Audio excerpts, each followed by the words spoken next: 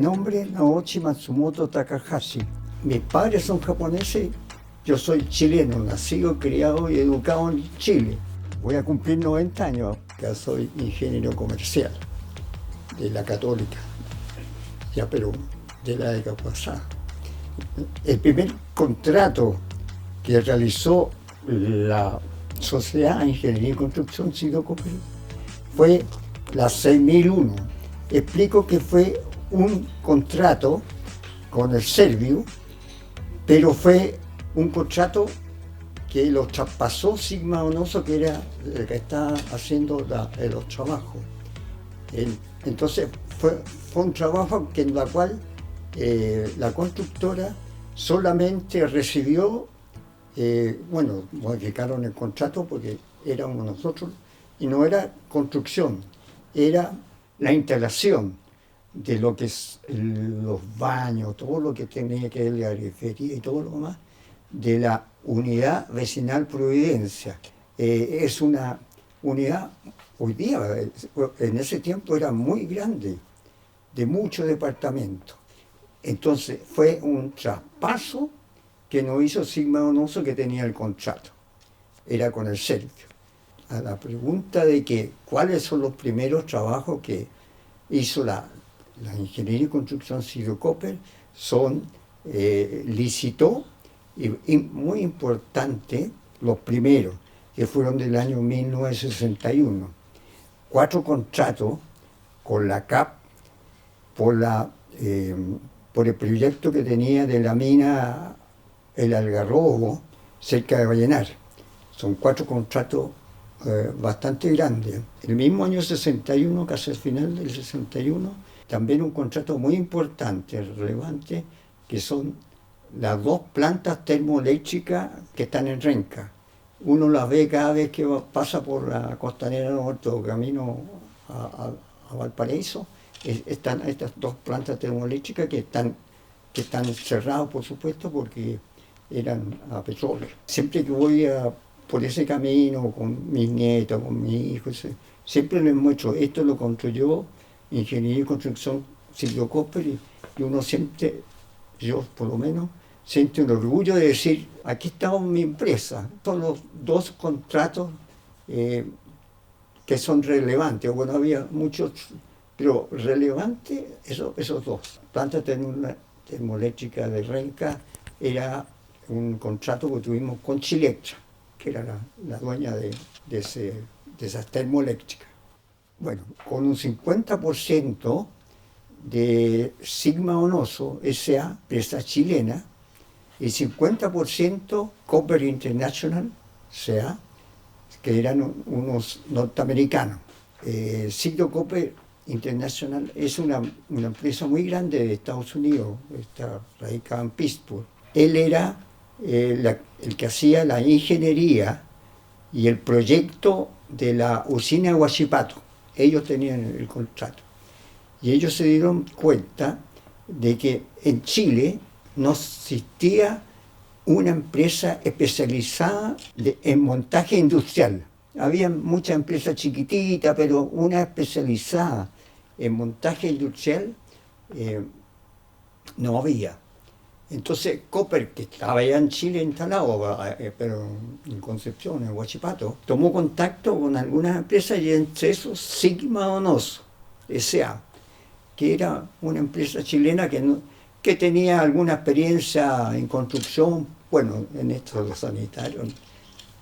No, tenía experiencia porque era el representante de Westinghouse en esos tiempos, después lo pasamos nosotros, y había vendido y montado los ascensores del Banco del Estado. Entonces ese era un poco lo que sabían de montaje. Tomaron contacto Copper con Sigma Donoso, y entonces empezaron a conversar, y al final llegaron a un acuerdo de formar una sociedad en Chile, en ese tiempo, de montaje industrial. Porque hay muchas especialidades en la parte de la construcción, hay obras civiles, en montaje industrial. Y en el contacto entonces se formó Ingeniería y Construcción Siglo Copper, S.A. ¿Y por qué se llama Siglo? Es Sigma Donoso y Copper es Copper. Entonces, Siglo Copper S.A., Ingeniería y Construcción. Es parte de la historia. Conocía el mercado, siendo chileno tenían que conocer el mercado. Y por supuesto también de mucho prestigio los socios principales de Sigma Donoso.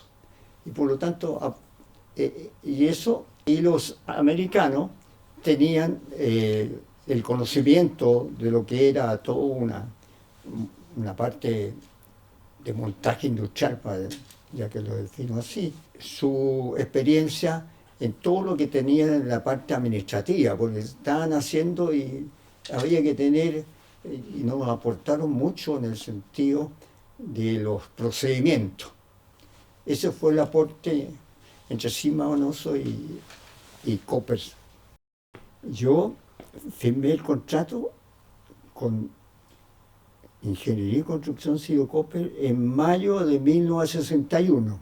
Y mi primer cargo fue jefe de contabilidad y costo. Ese fue mi primer trabajo en la constructora. Y el por qué llego a la constructora es que el gerente contralor, ya llevaba un año creado Ingeniería y Construcción Siglo Copper, el gerente contralor era Hans-Peter Pliers, que era profesor en la universidad y yo era su ayudante en su cátedra en la universidad. Y ahí me conoció. Él empezó a trabajar desde el principio en Siglo Copper y entonces al cabo de menos de un año me llamó para que viniera a trabajar a la Ingeniería y Construcción. Y yo acepté, yo había salido de la universidad en 59, había trabajado en el Ministerio de Hacienda y después un socio de una empresa de contabilidad especializada, agrícola. Y entonces ahí me llamó y me dijo, si quieres venirte para acá, y por eso me vine, tomé la decisión, a la luz del tiempo, una muy buena decisión. Entonces firmé el contrato en mayo de 1961. O sea, yo llevo hoy día los 64 en vez de los 65 que están celebrando. Era una empresa especializada en montaje industrial. Y por eso todos los otros contratos del año 60 son de montaje industriales. Nosotros no hacíamos caminos, ni viviendas, ese tipo de cosas. Solo montaje industrial. Ya. Nosotros, la primera oficina que empezaron, bueno, yo llegué ahí, fue Alameda 1537. ¿Por qué menciono con detalle hasta el número? Es que ese edificio, que todavía existe, tiene 3 pisos, es un aporte de capital de Sigma Donoso, bien dijo. Un aporte de capital, o sea, el capital que se formó en esta sociedad Ingeniería y Construcción Siglo Copper, 50% de los americanos, 50%. El aporte no solamente fue en dinero, sino que fue en especie, en este caso un inmueble, Alameda 1537. Y ahí entonces empezó a trabajar Ingeniería y Construcción Siglo Copper. Pero había que adecuarlo para la oficina y todo lo más, pero no tenía casino. Bueno, trabajamos, no mucha gente, los gerentes de operaciones, gerente personal, gerente contralor, la gerencia propiamente tal. Entonces, más sus empleados, no eran mucha gente.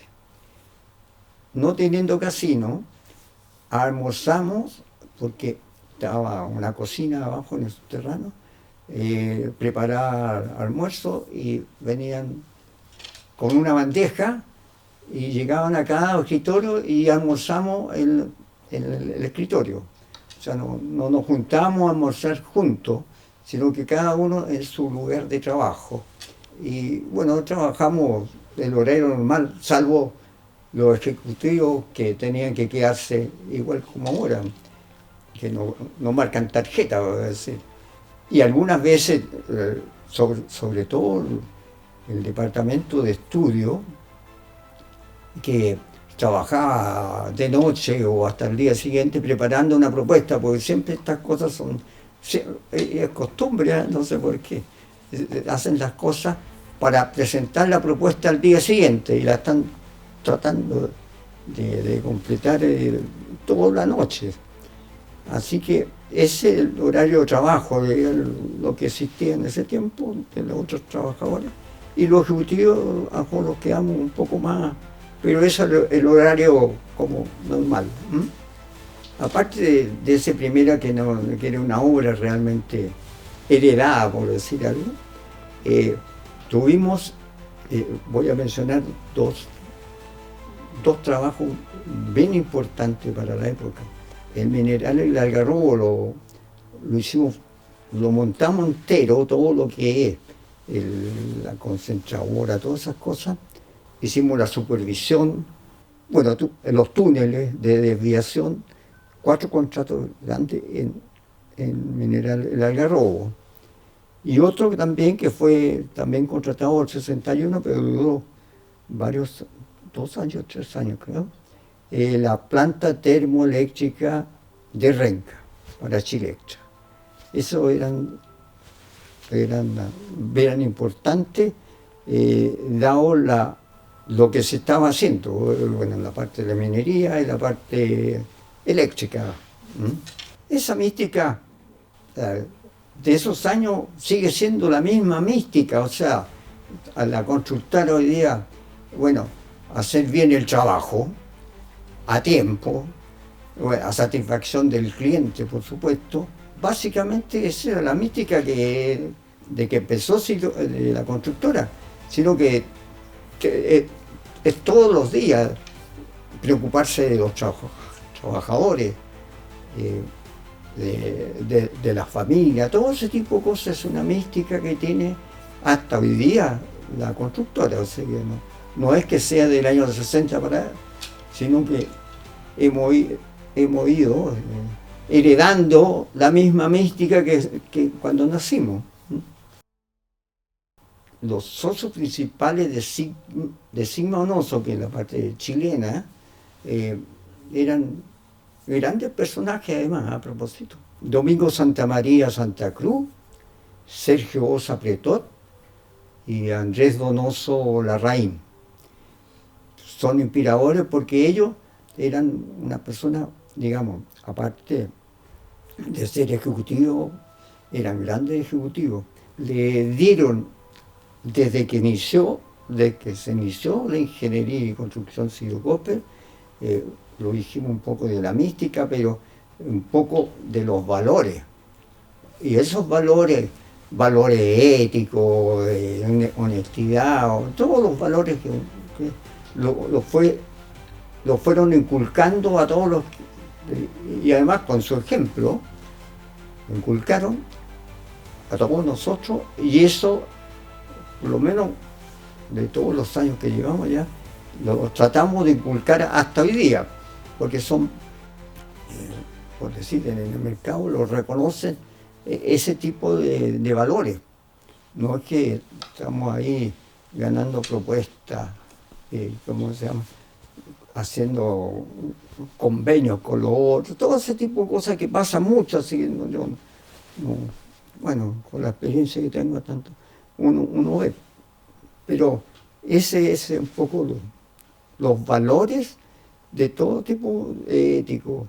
Bueno, siendo presidente de la República, don Eduardo Frei Montalva nombró a Domingo Santamaría Santa Cruz en el primer gabinete suyo. Lo nombró como ministro de Economía, Fomento y Reconstrucción, así se llamaba.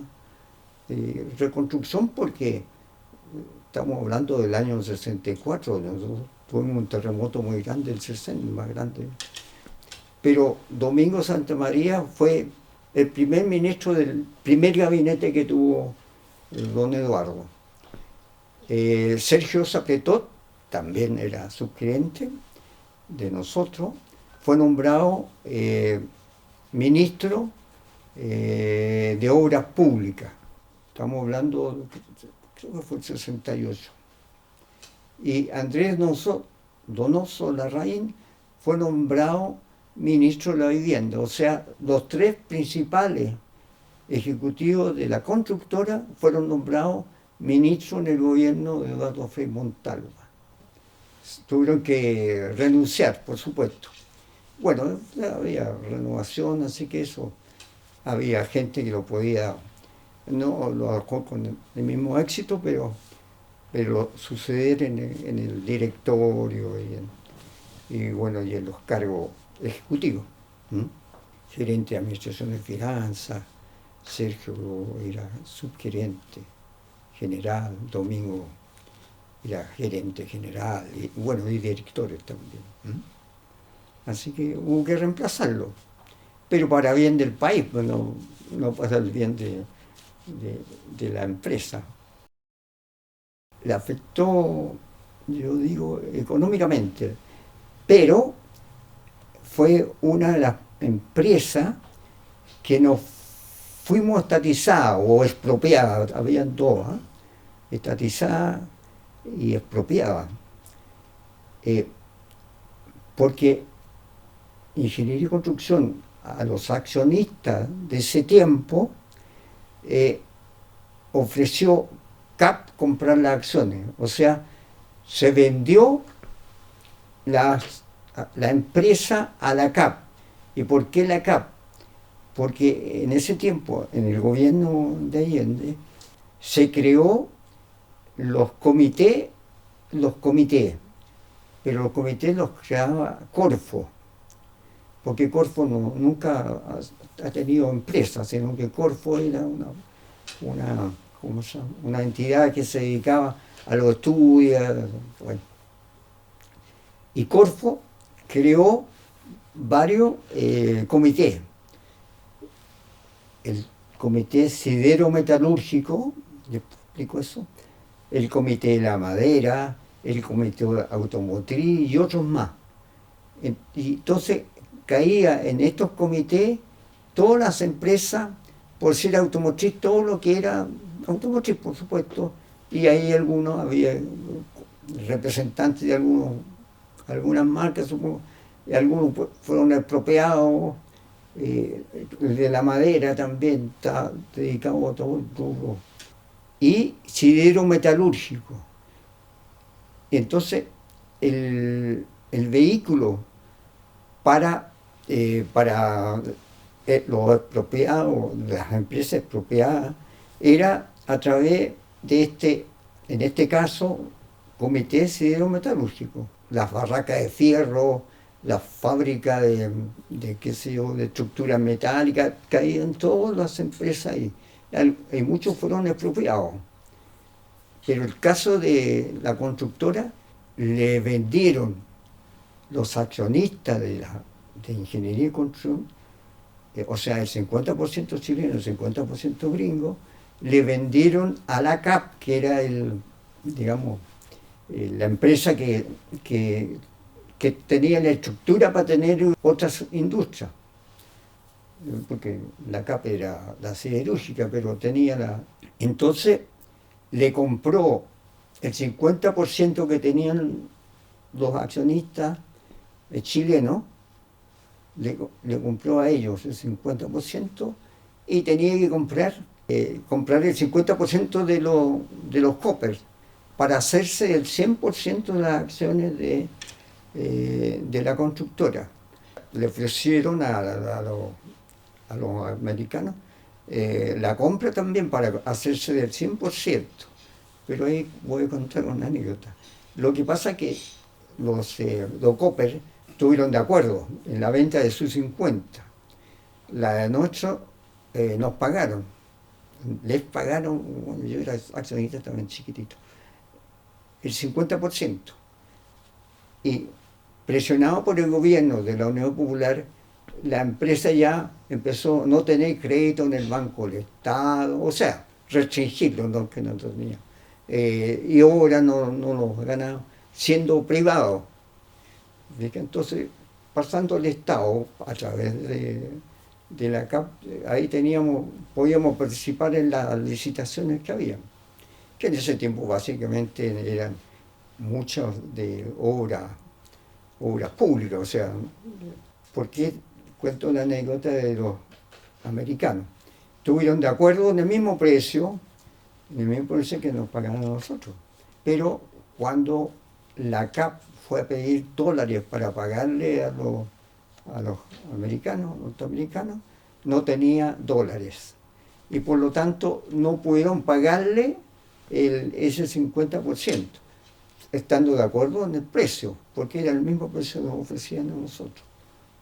Convertido, en ese tiempo era el cubo, convertido en dólar, por supuesto. En todo el gobierno, eso lo cuento como anécdota, en todo el gobierno de la Unidad Popular, Chile o la CAP tenía a un socio norteamericano. Terminamos la Unidad Popular, la CAP también ya se normalizó y todo lo más. Yo conocí mucho al gerente de finanzas de CAP. Se fue a Nueva York, se consiguió un crédito hipotecando una oficina que tenía la CAP en el Trade González todavía.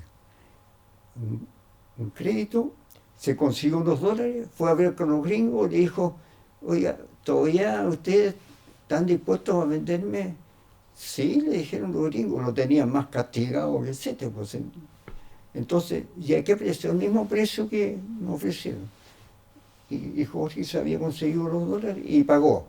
En ese momento, la CAP era dueño del 100% de Ingeniería y Construcción Sidocopper. Estando en la Unidad Popular, nosotros teníamos la constructora, ya estábamos en el gobierno de la Unidad Popular. Teníamos una obra que se llamó Talleres Nocturnos, pero era la construcción del primer metro que hubo en Santiago. Teníamos otros contratos porque fuimos proyectistas, unas estaciones también. Pero en este caso, los Talleres Neptuno son unos talleres que quedan al final de la línea 1, allá cerca de San Pablo. Talleres Neptuno, creo que es una estación Neptuno, que eran los talleres donde llegaban todos los días el metro, donde se hacía la mantención, se hacía reparaciones y todo lo demás. Lo estábamos construyendo nosotros, nos llama el ingeniero administrador de nosotros, diciendo, están aquí los trabajadores golpeando era madera, toda esta instalación de faena se llama, los vidrios, reclamando que nosotros o la obra le estaban, esas palabras de ellos, le estaban cortando la cola, reclamando que estaba mal liquidado la planilla, y golpeaban y qué sé yo. Pero fuimos Norma Hansa, que era gerente general, y yo, a ver qué es lo que pasaba. Le echaban la culpa al jefe administrativo que dependía de mí. Y empezamos a revisar esas cosas tranquilos, pero seguían los trabajadores, el sindicato comunista, golpeando, gritando, qué sé yo. Entonces, nosotros era día laboral normal, pero a las 6 de la tarde, que era la hora de salida de todos los trabajadores, a las 6, estos trabajadores que estaban así sublevados, cerraron el portón, todos los portones. Y ahí nos dimos cuenta que nos habían secuestrado, en el sentido de que no podíamos salir. Pero hasta esa hora era normal para nosotros que estuvieran gritando afuera. Entonces, ahí llamamos a Ramón Aboite, que era el gerente general de la constructora, fue con el presidente, en ese tiempo era del Partido Comunista también. a hablar se metieron en la bodega que queda un poco retirado de la oficina, se metieron ahí y se pusieron a conversar de todos los problemas, pero a las 5 de la mañana, sale Ramón de ahí de la bodega a la oficina donde estábamos nosotros y dice, ya hoy estamos llegando a un acuerdo, así que van a abrir el portón, pero salgan corriendo. Y ahí lo está esperando un bus que encontramos para que ustedes se suban al bus y se van a la oficina. Porque estas cosas, en ese tiempo, estamos hablando de muchos años, los talleres Neptuno era despoblado entero, pues, entonces era no campo, pero había camino para llegar, pero salgan corriendo, métanse al bus y se van. Fuimos secuestrados en la obra de Talleres Neptuno. Después Ramón Aboite se puso de acuerdo con los trabajadores que esto lo iban a ver con el ministro del Trabajo. Y al día siguiente Ramón fue a la oficina del ministro del Trabajo y lo acompañé yo. Una tremenda foto del ministro del Trabajo así, con todos los militares. Esa es su foto que tenía en la oficina. Bueno, después tuvimos un trabajo con el metro. Nosotros fuimos de la parte de ingeniería, teníamos una sociedad con los... Sí, totalmente, sí. Digamos, durante el tiempo de la Unión Popular, siendo de la CAP los dueños, tuvimos muchas obras y después del 72, seguimos ya con chilenos, básicamente, no del gobierno, haciendo obras.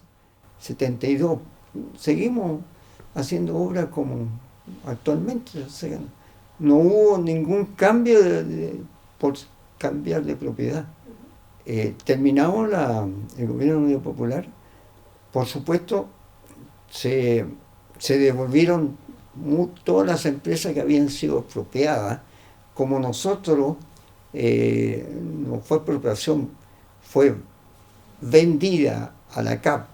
Entonces la CAP, siendo dueña, dijo, bueno, como muchas empresas de ese tiempo, dije, ¿qué tengo yo? Yo soy de la siderúrgica, soy de Huachipato, ¿qué tengo que ver yo con que tener una empresa constructora?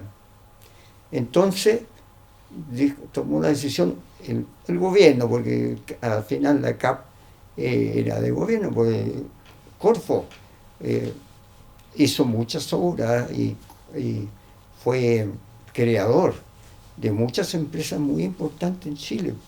Era ENAP, Empresa Nacional de Petróleo, Endesa, Empresa Nacional de Electricidad, son hechos por Corfo. La CAP, pero digamos, por orden del gobierno de Pinochet, para decir, dijo, bueno, hay que devolverlas, las que habíamos expropiado, y vender las que habían comprado. A la CAP entonces dijo, tenemos que vender Ingeniería de Construcción Sidocopra. Y ahí ven un poco el relato anterior de que Jorge Loyola fue a Nueva York a pagar el 50% restante, y en el año 73 se hizo dueño realmente pagado el 100% de Sidocopra, de Ingeniería de Construcción. Y entonces, a principios del año 74, entonces la CAP dijo, bueno, tenemos que vender la constructora, siendo dueño ya del 100% de las acciones, de vender. Y lo lógico, según la CAP, supongo yo, es venderlo a los ejecutivos, que nosotros tuvimos desde yo del 61, siempre como ejecutivo. Entonces, el problema que le plantearon a Ramón Aboitiz, digamos, queremos venderle a los ejecutivos que veníamos de antes, la empresa.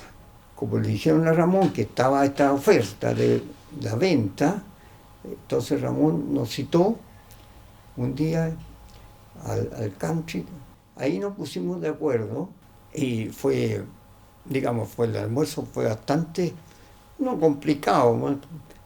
A quienes le vendían. Entonces, esto es una cosa media aritmética. Entonces uno pone un chango ahí, al principio están los más principales, si después lo va ampliando, se van metiendo más gente. Entonces tuvimos que poner una definición. Bueno, los ejecutivos principales y después los ingenieros de obra, porque eran como gerentes en las obras. Y hasta ahí cortamos, porque si cortamos más abajo, se metían 20 más o algo por ahí. Cortamos y eso éramos 12. La intervención de Ramón fue importantísima, sobre todo que algunos de los que estábamos ahí dijimos que por qué él no compraba un mayor porcentaje que nosotros. Y él se negó rotundamente y los 12 ejecutivos compramos exactamente el mismo porcentaje. Y esa intervención realmente yo lo valoro mucho porque eso ha sido después constante, no solamente hasta ahora, de que los 12, ahora somos 6, somos los controladores de Sigdo Copper al final. Tenemos un pacto de control y somos los controladores de Sigdo Copper, a pesar de que es una empresa abierta hoy día. O sea, hay otros accionistas distintos a nosotros, pero nosotros tenemos el mayor porcentaje, empezando desde la compra inicial de Ingeniería y Construcción Sigdo Copper. Quiero destacar la intervención de Ramón, no solamente en eso, después en todo lo que sigue el futuro, convertido hoy día en un Sigdo Copper, una empresa internacional. Pero ¿a qué precio iba a vender la CAP esas acciones? Yo tuve que ir a hablar con el jefe de finanzas, el gerente de finanzas. Bueno, ¿a qué precio nos van a vender? Si estamos de acuerdo que vamos a comprar 12, pero depende del precio. No, dijo, si hay método hoy día, era un Puerto Cabrera además, que hay un método que se estudia en la universidad, que es el precio actual de los valores futuros, o sea, lo que genera las cosas a futuro, uno lo puede pagar al día, se hace de eso y después recupera esa plata con la utilidad, pero a futuro. Bueno, ya, era caro pero la anécdota es que después en la política de la CAP, o del gobierno en ese tiempo, a la CAP dijeron, mire, teníamos contratos en ese tiempo, estaban todos los contratos que hacíamos, y en ese habían 3 contratos con la CAP, no, teníamos más, pero 3 contratos que la CAP decidió, por orden del gobierno, me acuerdo, de desprenderse de 3 proyectos que estábamos construyendo nosotros, que eran bien importantes, pero ya habíamos negociado el precio, que estaban considerados eso. Boquerón Chayar, que una obra bastante importante, que eran socios con los polacos todavía. Una planta de reino molibdeno aquí en Santo Domingo, cerca yo llego, sí. Y un edificio institucional de la CAP. La CAP tenía su oficina, no sé si la tiene actualmente, ahí en la calle Bandera, oficinas principales, y tenía el proyecto de construir un gran edificio institucional ahí en la Viña Rabat, hoy día, en la Viña Rabat, que era de ese tiempo. Estábamos construyendo, hicimos los hoyos para hacer el edificio, y la CAP dijo, pero ¿por qué ustedes como CAP van a hacer cuando hoy día hay que ahorrar? Cosas distintas, pero de ahorro. Y la obra, porque no enseñar, falta mucho y va difícil porque había que llegar bien abajo, en el subterráneo. Y el Reino Molinero estaba empezando, así que lo eliminaron, pero ya estaba en el precio. Esa es una anécdota. Pagamos de más porque no teníamos esas obras, así que tuvimos que suplirla con otra. Por supuesto, la compra o en el cobro era un precio X y había que pagar un pie y nos daban un crédito de 4 años para pagar la diferencia. Así que nosotros que éramos ejecutivos, que sé yo, los que tenían casa tuvieron que hipotecarla para conseguir un crédito, los que tenían autos los vendieron para poder pagar el pie. Y al cabo de los 4 años pagamos la deuda y ahí quedamos saneados con la compra ya pagada entero. Para pagar la última cuota conseguimos un crédito bancario, pero ya era parte, no personal, sino que era de la empresa.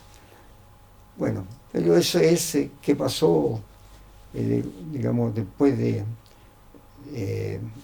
gobierno de la Unión Popular y nosotros nos hicimos como 2 apóstoles, eso es un problema de los periodistas, perdón, de los diarios, que nos llamaron los 12 apóstoles. De por qué en ese tiempo entonces nos hicimos 12 personas, 12 ejecutivos principales de Ingeniería y Construcción Siglo Cooper S.A. Dentro de los 12 apóstoles estaba Eduardo Frei Ruiz Tagle, porque era ingeniero administrador, él trabajaba con nosotros, trabajaba conmigo incluso, trabajaba con nosotros y era ingeniero administrador del frigorífico del puerto de Valparaíso, que se quemó en la época de él.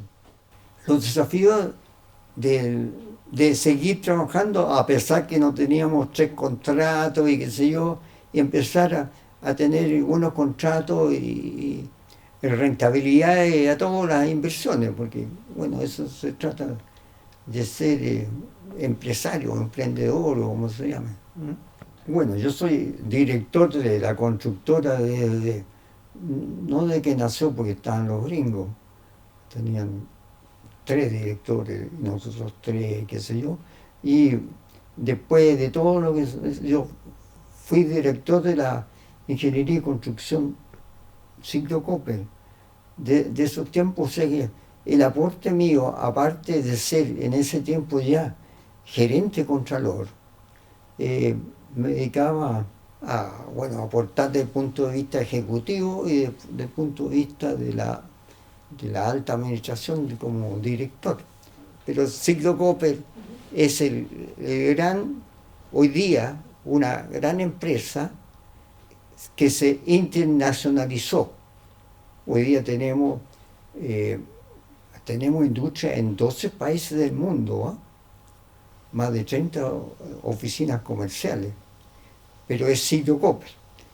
La constructora, específicamente, que estamos hablando de ella, sí que tuvo trabajo fuera de Chile, porque Perú es un gran país con bastante minería también, igual que nosotros.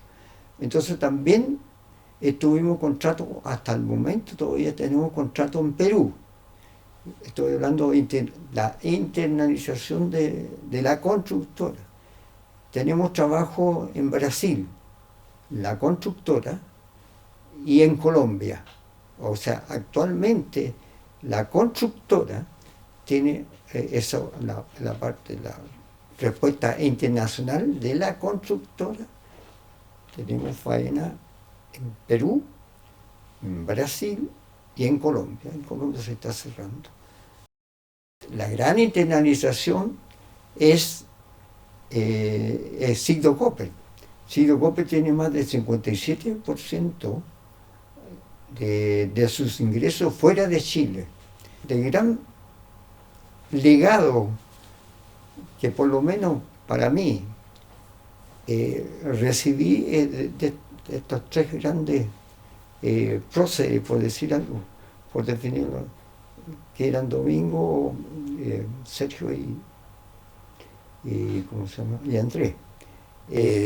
Ética, de los valores, que la única, hoy día, yo estoy retirado de la parte ejecutiva, vengo todos los días a trabajar, pero de la parte ejecutiva solamente a los directorios, a un directorio, de traspasarle esos mismos valores que yo recibí desde que empecé a trabajar,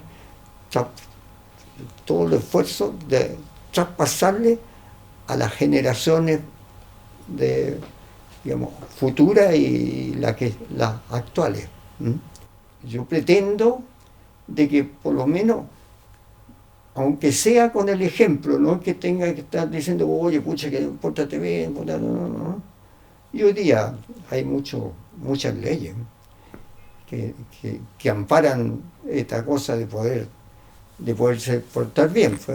La ley Carín es parte de eso, así que por eso digo, con el ejemplo, en vez de estar diciendo, oye, contemos, no, con el ejemplo uno, por lo menos,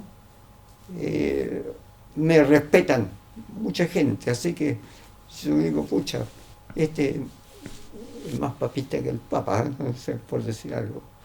Estaría muy feliz de poder haber hecho algo en ese sentido, más que a lo mejor ganar plata. Bueno, es importante, pero ese legado, preocuparse de los trabajadores, de sus familias, de eso, digamos, bueno, de los trabajadores también, que decía que había leyes, pero bueno, existe una norma de todo tipo para poder, digamos, darle seguridad en el trabajo, pero también en la forma de vivir y todo lo demás. Esas son cosas que no están escritas en ninguna parte, pero uno, digamos, yo me siento, digamos, no satisfecho, pero orgulloso de que poder hacer una cosa, pero más de bla bla, soy malo para hablar además, del ejemplo mío pueda transmitirlo, mira, pucha, mira quién va allí, qué sé yo, mira, que se porta bien, no sé, pues se porta mal, pero bueno, eso puede ser un legado que yo me gustaría que perdure en todo tanto la familia como los trabajadores en general.